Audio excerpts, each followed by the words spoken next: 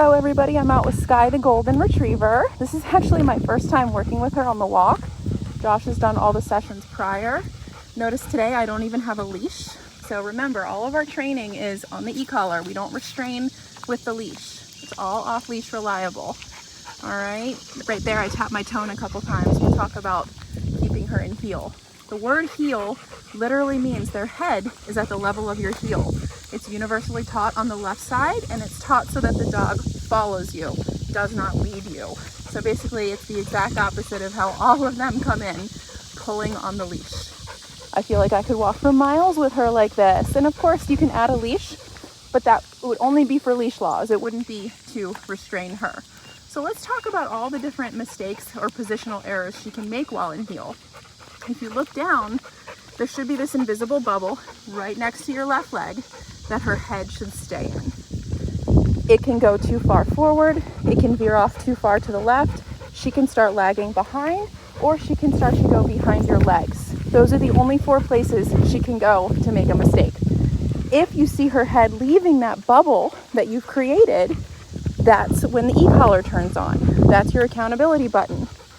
I like to tap the tone a couple times first. She hears that tone, it beeps by her ear, she finds your leg again. If she starts ignoring the tone or it becomes watered down, then you can go to stim. The number depends on how excited she is, how good of contact you have. You can go up or down on the dial depending on the response you're getting from the dog. Now, if you're doing this right, you really shouldn't have to do this much after the first minute or so of the walk because you've set the tone. When you say heel, start walking, tap the tone, you immediately look down and check her position, right? And go from there. Notice I've been taking turns, I'm walking in all different directions, and she's following me. I'm not following her with a tight leash. Let's see what happens when I stop. Good girl. She stops with me. She puts herself in a sit. I love that. If I would have stopped and she would have kept going, it would have told me, maybe she's not paying a lot of attention to me. Maybe I should correct on the e-collar, create a little bit more handler awareness here, okay? Stay. We're going to use our stay as I back away. This is something very difficult for her. She could not do this. I wouldn't even say the first week. Very difficult. She's so used to acting on impulse, right? So stay meant nothing to her. She would follow you everywhere. She was constantly jumping on you. She would weave in and out of your feet, go behind your legs. She had no concept of personal space or boundaries. Now, the way that we keep this stay relevant and strong is by putting her in the stay and then correcting her if she doesn't stay. But the other half of the puzzle is the praise when she does. That's a good girl, right? And you can tell she just loves that so much. We're actually creating pride in the commands where she's like, oh, I know I'm doing a good job. I'm expecting a pet.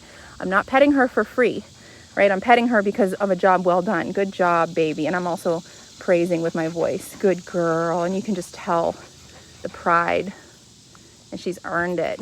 That's such a good girl. I love her little bottom teeth. Okay, now let's work on getting a little bit more specific. This is way harder than I'm gonna make it look. The DOWN at a distance, outside, off leash.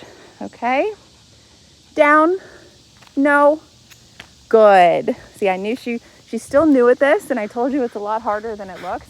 Notice when I first said down, her first instinct was to come towards me. That's because she wasn't really listening.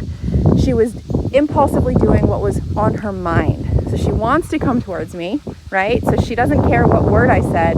She just heard something. Tells me she's not really thinking a whole lot.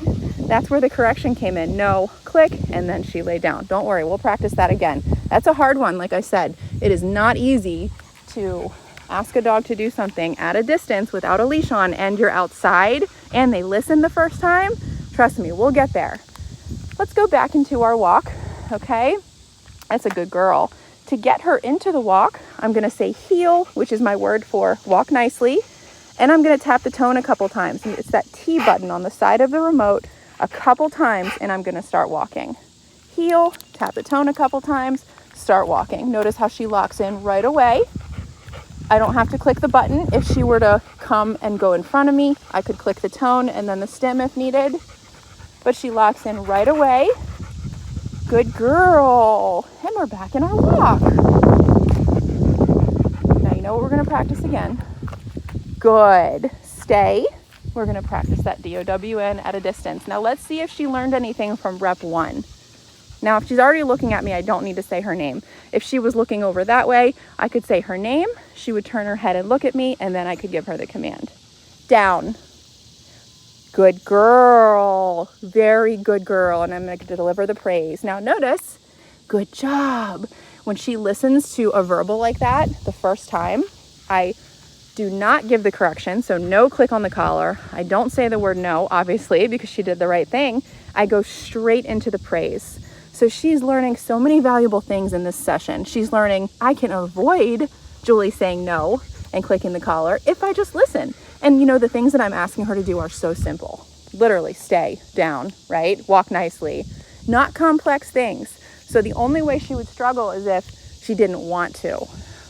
That's why most of the dogs struggle. They don't want to listen. They want to be doing their own thing. They want to be hanging on to that freedom that they came with 24/7. The problem with 24/7 freedom is you're pulling people down, you're jumping on people, you're biting shirts, you're biting people, you're refusing to get in and out of cars. You know, everything is her choice, and that kind of makes it hard to live with at times. Let's try a recall. So recall is going to be her ticket to off-leash freedom. It means we are able to get her to us from wherever she is, right? We tap the tone button, we say the verbal, C-O-M-E, we praise her when she's on her way, and she comes and stays right somewhere in my bubble. Okay, good girl. Watch this. Come, good girl. Praise, good job. Now notice she comes and stays right in front of me. She does not come and jump on me. She doesn't run past me, and she doesn't make a U-turn when she gets here. Good girl. Now from here, good, stay. We're gonna release her. I know it's hot. Very hard for her as I walk away not to follow me. Think of her whole first year of life. She's been acting on impulse, and then she comes here and we say, we need you to actually listen to us, okay? Good girl, Skye. Break, nice job.